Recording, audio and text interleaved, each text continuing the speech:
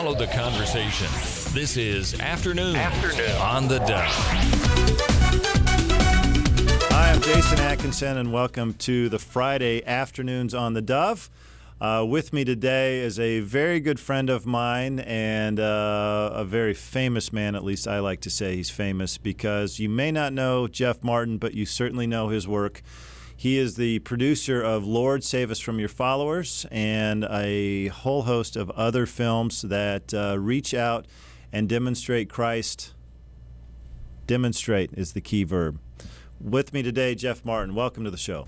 Yes, can you hear me? I can hear you just fine. You're now broadcasting all over the Dove Network. It's good to see you, and sorry you can't see me. Not that I'm worth looking at. It is television. What do you want me to comment on? I really appreciate you being with us today. We've got a lot to talk about. But first of all, tell me, how did this first concept, the gospel of love, and developing the film Lord Save Us From Your Followers, ever get into your head? I was sitting on a business panel one time up here in Portland, talking with Donald Miller, who wrote the book Blue Like Jazz, and he told the story of the confession booth that they did at Reed College, where they kind of did a reverse confession booth, where they apologized for the sins of the church to people who were suspicious of the church. And it dawned on me that they did something live and in writing in that book that they couldn't do with film. And I came to my business partner, Dan Merchant, and just said, hey, what if we, did a film style piece like this? And he just lit up, and we went on a 3-year journey of interviewing people all around the country and people who had the nerve to talk about the collision of faith and culture. And it was a phenomenal and exhausting experience. Well, it turned out fantastic, and that's how we first got acquainted. Is I saw this film and I said, I got to meet these guys. This for all of the thinking I've done about how come people dislike Christians so much, especially in the public realm, but also just in terms of culture, it really captured for me in 90 minutes something I was unable to articulate. What's been the reaction of the film around the country? Well, that was the funny thing. It was not easy, as people who were somewhat unconnected from the Christian and pastoral and Christian publishing universe and the cultural influencers universe to delve into a difficult topic. So there was a lot of resistance to our right to tell this story and to try to do this project, but we were persistent, and you know me pretty well, and if I have anything, I have persistence. By the time we were done, we got so well reviewed, and the name, a pro-Christian film with a title called Lord Save Us From Your Followers, just got attention. And I have to say that while finding distribution for the project's hard because it doesn't fit a certain mold, the reaction has been phenomenal. Fortunately, we're now on Hulu and Netflix, and people can get to the film and find it. And we get letters every week from people thanking us for making that film. We often get letters from atheists thanking us for making it. One of my favorite comments was that we did a screening at Yale University. My partner Dan was there, and we were in the room where they did one of the translations for the Bible, and hosting a film called Lord Save Us From Your Followers, and all these Yale professors came, and one guy who was a staunch atheist, writes on the subject, said to Dan that the people that you show me at the end of the movie, offering charity and service and love to the less fortunate, made me think of that. If that's what Christian, if I'd ever met a Christian, that's what they would have looked like. And it cracked me up, because a guy who writes on atheism and against Christianity saw a Christian for the first time in his own mind. I'm sure he'd seen them a million times and just didn't know it. But the movie did that to him, and it's really interesting to watch people who really reject faith because of this notion that they have about people of faith that isn't really true. And we've had a lot of fun with that title. It allowed us to take the film in places where Christian films wouldn't normally go. And as you know, Jason, because you've seen it so many times, it's a very pro-Christian film, pro-Jesus film. Yeah, I would actually say the latter. But Mr. Martin, now that we're here, we're on Skype, and I'm watching you make faces. Mr. Martin, you are a button pusher. Let's just get right. Let's just now that we've got all the niceties away, let's talk for real. You're a button pusher, and you don't like people to be too comfortable, and you're creative. I think that's why we're friends. Is that not right? Yeah, I'm a fifth child, and you don't survive in those families and get any attention if you don't. I mean, I'm a 53-year-old fifth child. I still do it. I'm a mixer. I came to faith late, by the way, and I had my reasons that were all, I think, not good ones looking back. I'm a skeptic. I like to challenge. I like to be part of a challenge. What I'm learning is that people don't like you in their face, but they don't mind being challenged if you handle it well. And if your challenges come without criticism and judgment, you can have a lot of fun with people and enjoy things. And I think in my earlier years, I just challenged people for the fun of it. And I don't think it's fun. I don't think it's fun to hurt people. I don't think it's fun to think you know people well enough to take them apart. And that's something that I came to later in my life and that my faith helped me with. But I love challenging people of faith because I love to be challenged. I love pastors. I love Tim Keller. I love R.C. Sproul.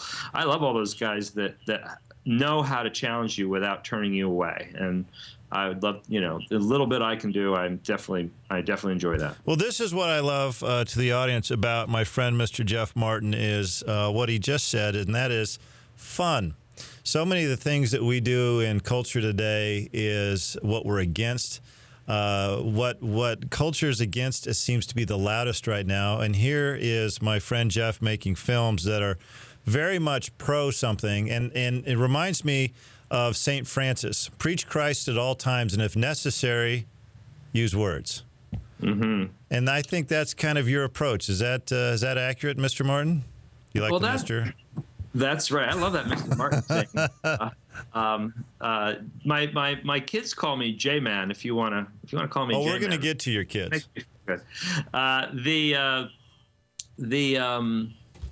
Yes, and in fact, the next batch of projects we do continue to be a series of projects that reflect faith in a way that both challenge the Christian to see themselves in a way that I think the culture would appreciate, and challenges non-believers and people, and non-believers don't like to be called non-believers. They're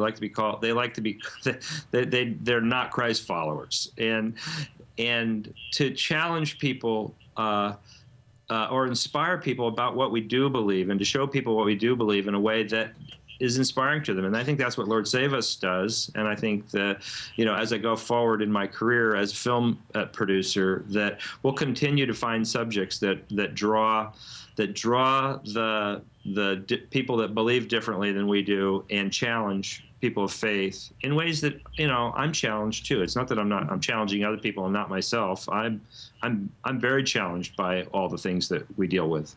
I think that's a great segue into the next project. Tell me what Luis Palau did, and again, why lightning struck and you decided to make a film about it. Well, the Palau organization has in the last bunch of years, under the guidance of Kevin Palau, the son of and president of Luis Palau Association, has really fallen in love with the city of Portland and decided that there's a lot of good work that can be done at home. And as an example, for any city that they get involved with, they want to do really well what they do here in Portland first. And they invited our church to be involved in their Season of Service project. And because of some past associations that my pastor, Kip Jacob, had, he felt the best thing to do is, rather than gather up with 10 or 20 other churches and take on projects together, he said he'd like to own something himself. Did Kevin have something that was suitable for our congregation, a service project that we could do here in Portland, kind of showing our love to our neighbors? And Kevin asked us if we would take on Roosevelt High School. And taking Roosevelt High School on meant, would we send out 400 or 500 people? We had a pretty big church, and 400 or 500 seemed likely, to do a cleanup day, to rake and weed and trim and spread bark mulch and paint off some graffiti and do a little window cleaning and just show love to a school that's in tough shape. And Pastor got that date sprung on him, and he had already had a vacation planned. And so he basically said to the congregation, do me a favor and show up at this event. And we've got, some wonderful coordinators in line, and sign up and going out there.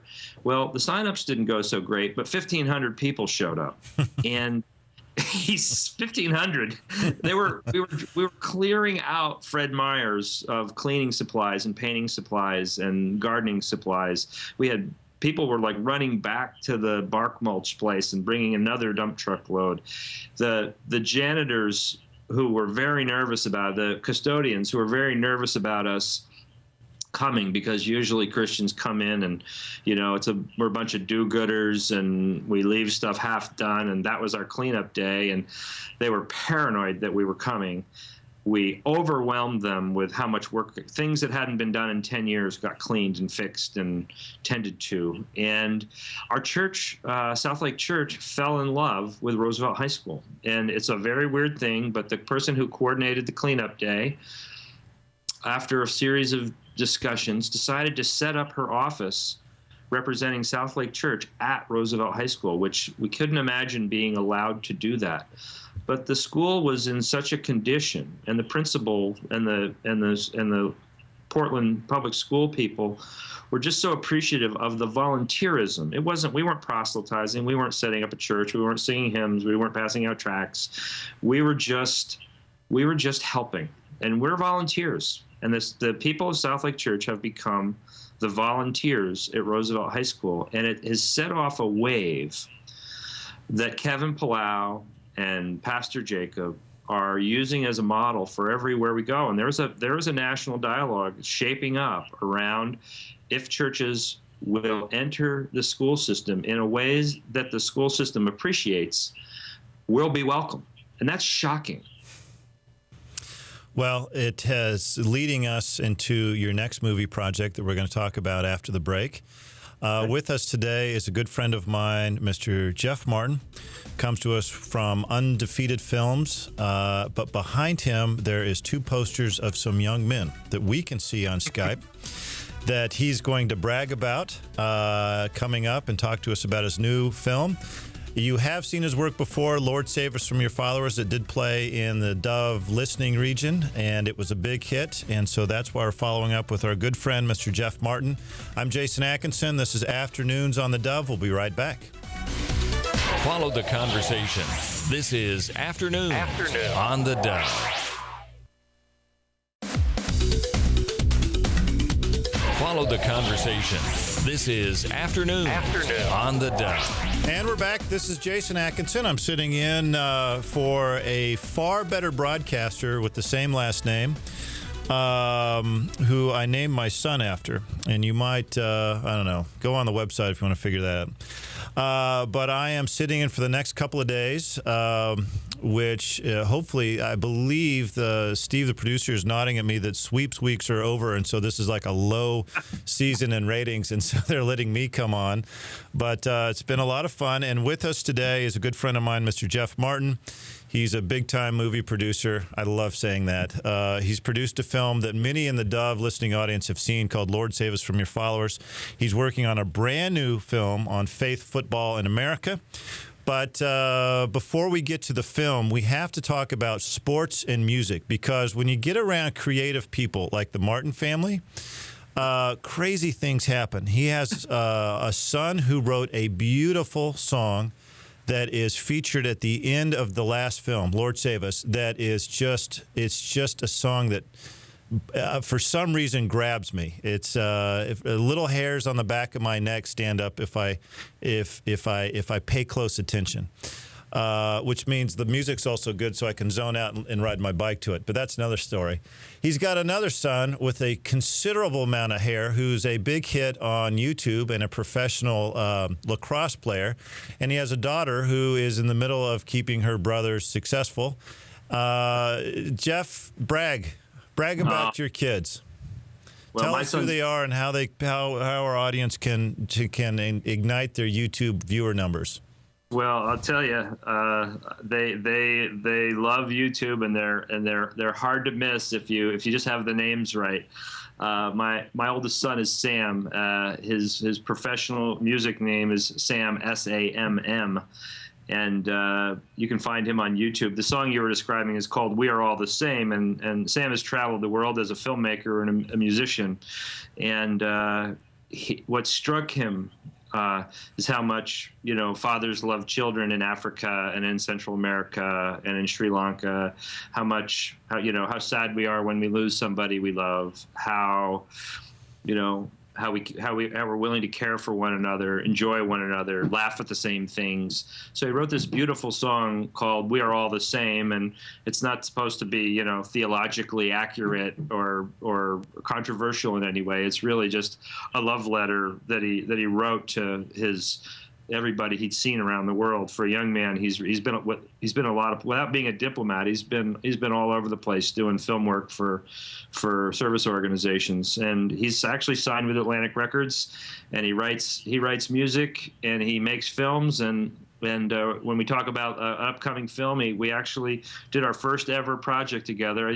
I managed to keep him out of my business as a filmmaker for long enough for him to learn his chops, but he did just finish his first feature-length film, and it's pretty powerful. And then my other son, Connor, did the impossible thing. He grew up in Oregon and played lacrosse in California, which makes him nobody in the lacrosse universe.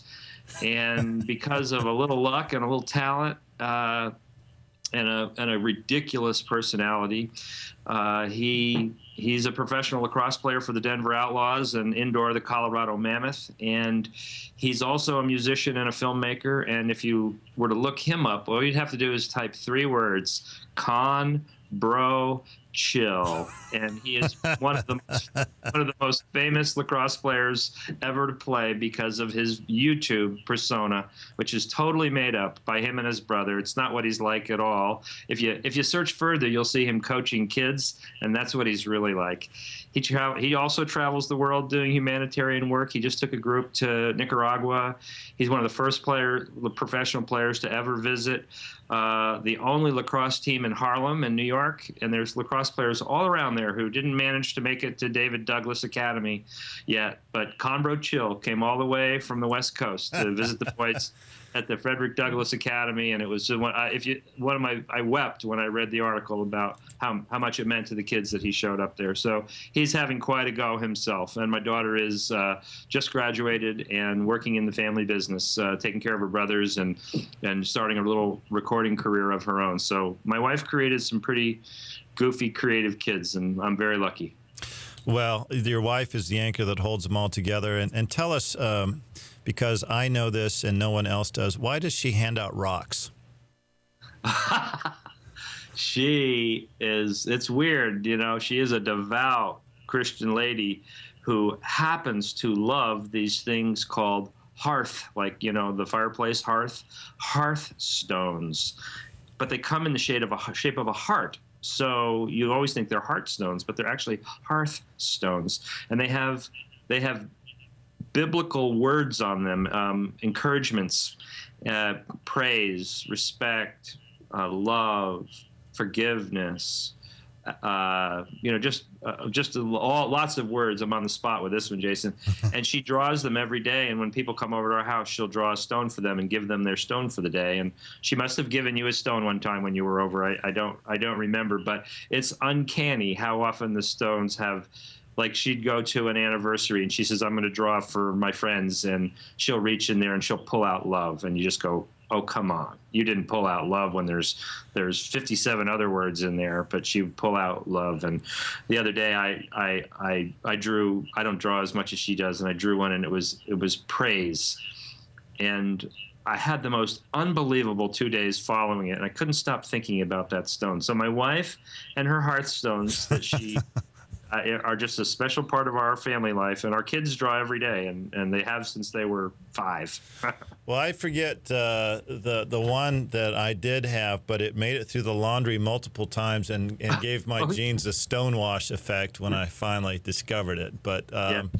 Jeff, my son, he's 8, is a huge fan of your sons on YouTube. So I like to watch you blush on Skype, knowing that you can't watch me, but an entire audience on radio and television can watch you.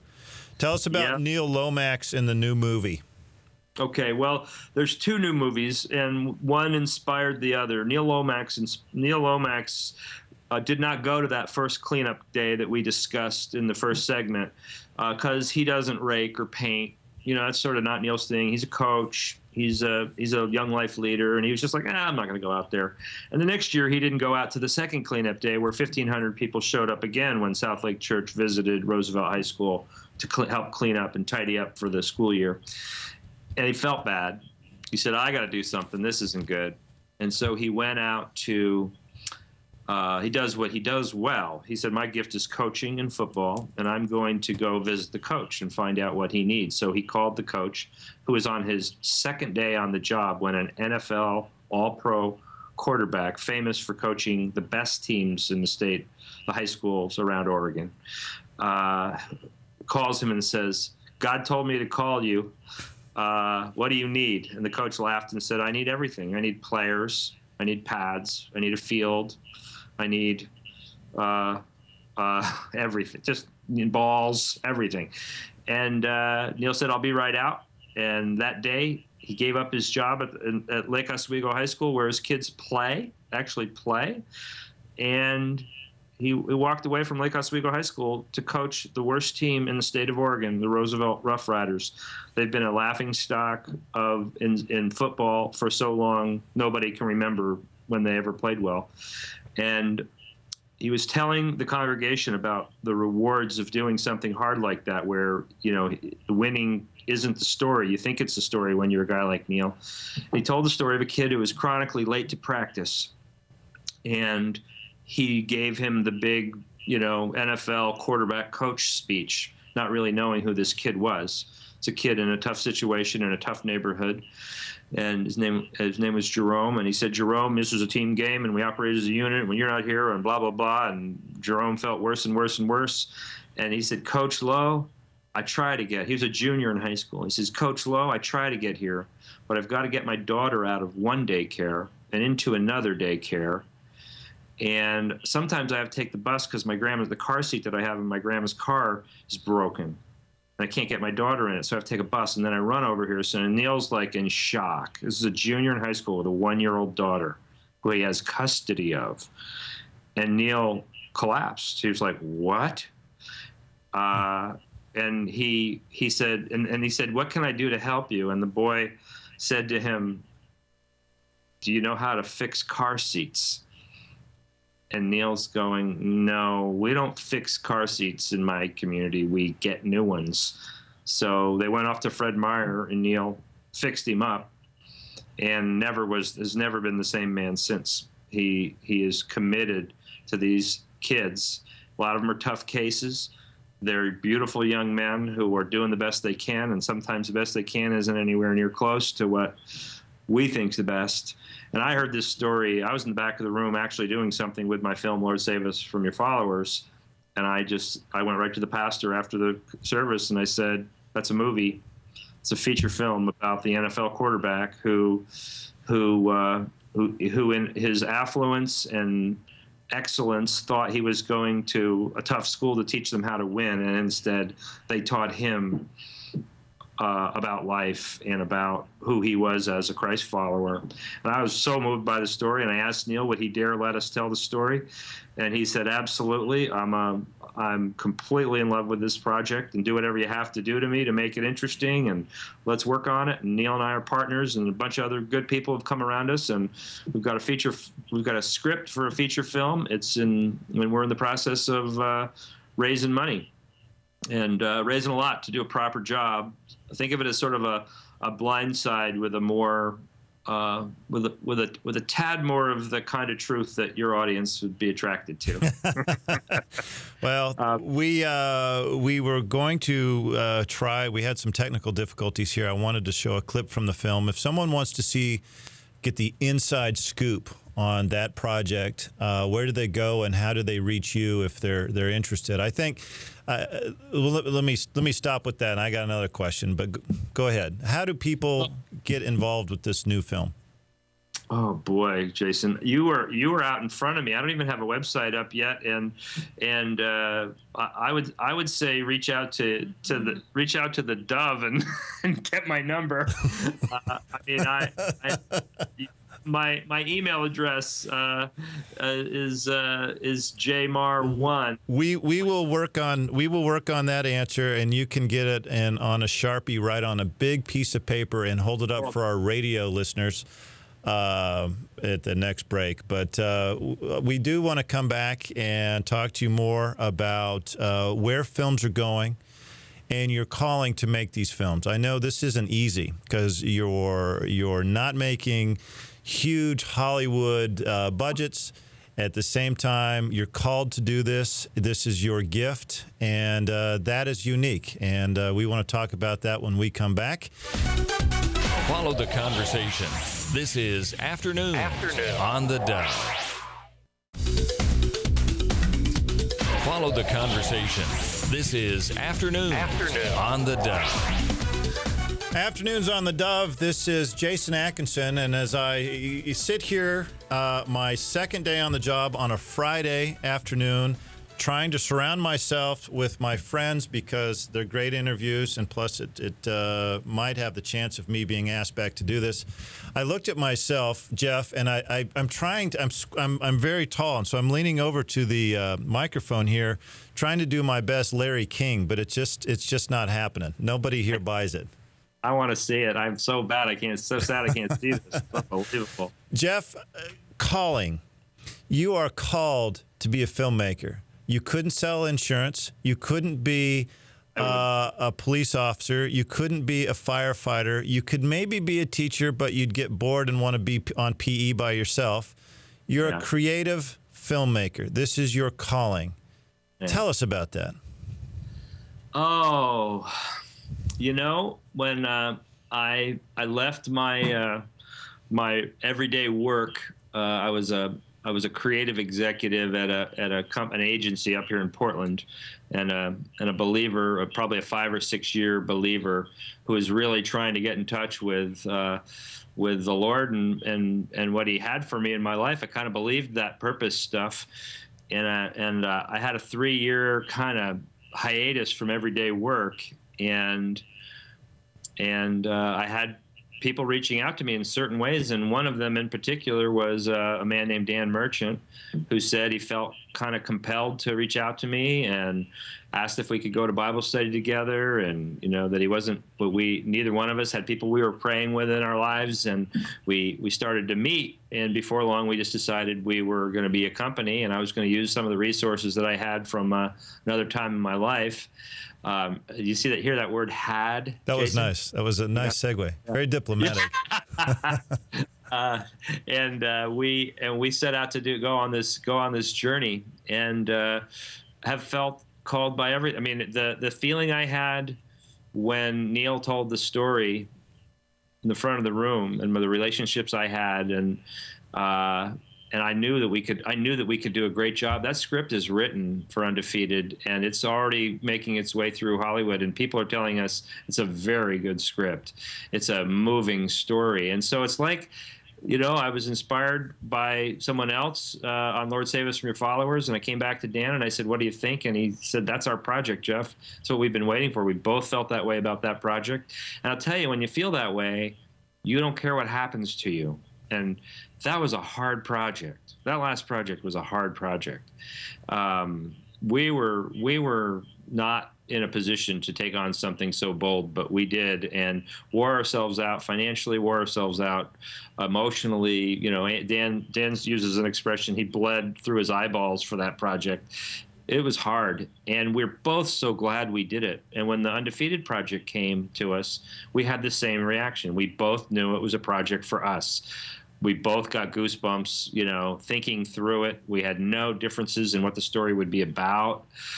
And so when God gives you work, Tim Keller does this talk on ministry. The cost of ministry is everything. And if God gives you the work and he gives you the resources, they're his resources, so you do it. I asked my wife how fun this has been.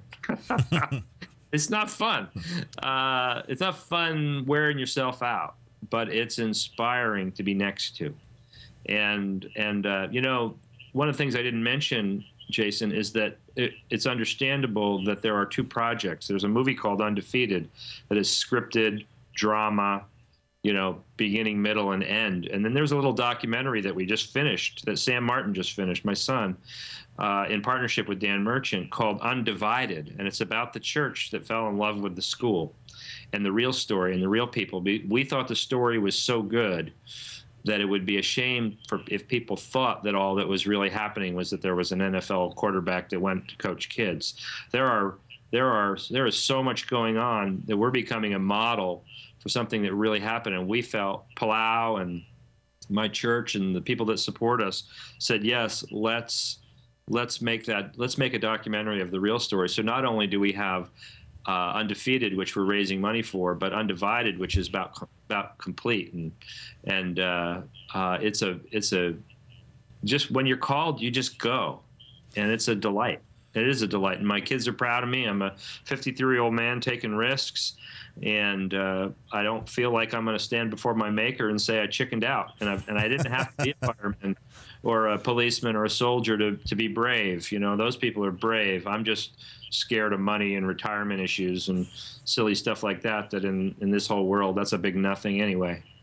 Jeff, just talking to you is inspiring, and I know that there's a lot of people who are listening and watching that have not seen Lord Save Us, don't know about Undefeated, have not seen the other documentary, but are like, this guy who's coming through my radio and television right now is touching something in my heart.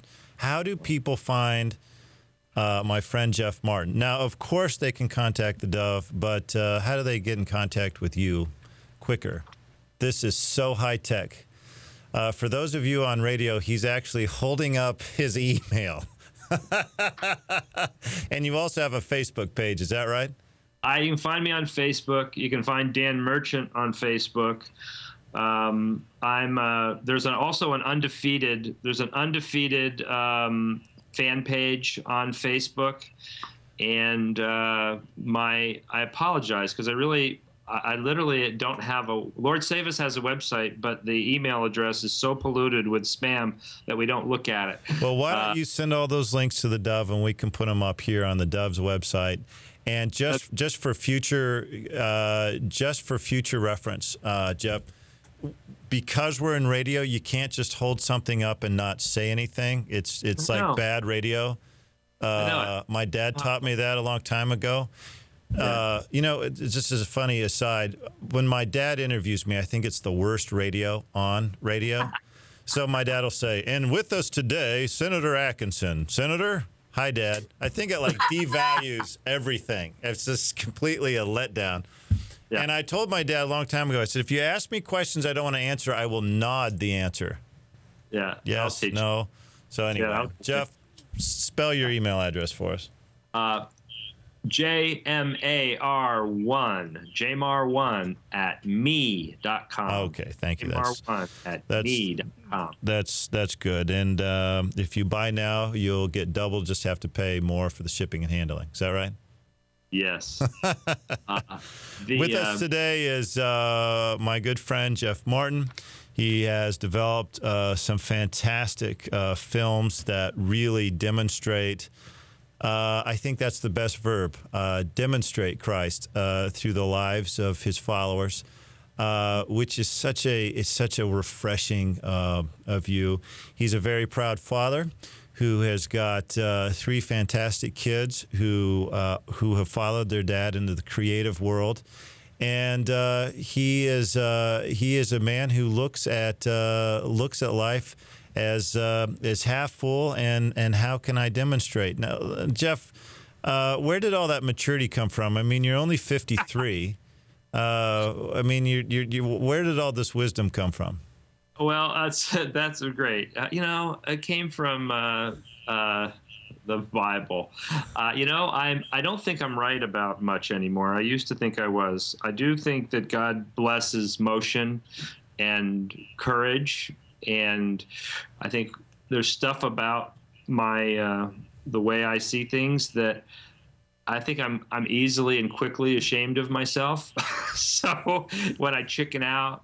I remember one time a guy was abusing a woman or sounding like he was about to on a street one time, and the guy in the car with me said, "Let's go." And he jumps out of the car and he goes right up there and says, "Everything okay?" And I was scared to death. I was like going, that guy is going to pull out a gun and shoot us, and he's just yelling at her, and I was a complete coward, and I felt like, wow, what a loser. That is so bad. And so I just kind of adopted an idea that I was going to be as good a man as I could be and not be afraid. And you're right about those things that I couldn't be. I just don't know what else I'd be but the guy that I am. And I've managed to be around creative people my whole life, and I don't know why. My whole house is full of creative people. And my wife is an actress and leads ministries and does readings for children. And my kids, I just love creative people, so I guess I just have to be around them, and I just respond to that. It's a hard place to do business, but it's a fun way to live.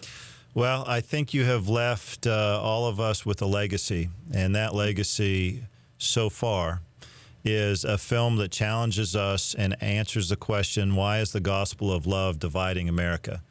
And the next legacy piece you're working on is a film about a big-time NFL quarterback whose life is changed by the challenge of somebody from a completely different economic circumstance that asks him to show him Christ without asking him to show him Christ. And I think that is a beautiful story. And we want to say thank you, Jeff, for making time in your fantastic world headquarters. The backdrop is most impressive of a creative guy. Conbro chill, there he is. Just in case you think I'm too serious. Just no, look at that. I don't. I think maybe to the radio listeners you could be seen as too serious, but definitely not for television. Yeah. Yeah. So let me ask you something else, Jeff. We have a few minutes left, and we've talked about a lot of serious things. We've talked about your views on the creative and the work that you've done. Tell us about your heart for America. I know that you have a real deep patriotic love for the United States, and yet you're challenged by what you see as a filmmaker. Tell us about your heart. Thank you. I'm very, it's funny because I'm probably more of a right-leaning person than a left-leaning person, but I watch like MSNBC and all the ones that just, beat up. I don't know. I think I can take being beat up, but I don't like other people being beat up. I'm sad. I'm just sad for how hard we are on each other. There are reasons people take their positions in their world and have their worldviews. And so when you and I talk, we have the most fun talking about things that we can do to improve the dialogue and to engage people who are disengaged, and to, there's this project that you and I have talked about for a while called the American DNA, and we chose all the beautiful things about what it is to be an American, and we continue to talk about those things. We love the land, we love freedom, we love justice, we love we love entrepreneurialism and adventure and risk taking. There's all kinds of things on all sides of these arguments, but there's a lot that we love, and we instead fight about whether our tax rate ought to be 33 or 31 for the very wealthy, or whether we ought to have loopholes for oil companies, and let's get in a big fight about it and hate each other over it. And it's exhausting. And I said to my daughter yesterday, it's going to be a rough 14 months, and I'm really sorry, but the president's going to tell you how scared you need to be of whoever he runs against, and whoever he runs against is going to tell you how terrible your president is. And I don't like either side of that argument. And so I get excited, and I think I can contribute what's positive. Because I'm tired of and I think the reason the negative tires me so much is because I know deep down I'm sort of negative. So what I have to do is counter that with something more positive and uplifting. Well, that is a good way to end, on the word uplifting rather than on the word negative. Jeff, thank you very much. We very much appreciate you. And to the audience, thank you very much for letting me be with you on a Friday. This is Jason Atkinson having a absolutely wonderful time broadcasting again, this time on television, trying to slouch my shoulders like Larry King here on Afternoons with the Dove. I'm not Larry King. I'm not Perry Atkinson. I am a cheap fill-in. My name's Jason Atkinson. This is The Dove. Have a wonderful weekend.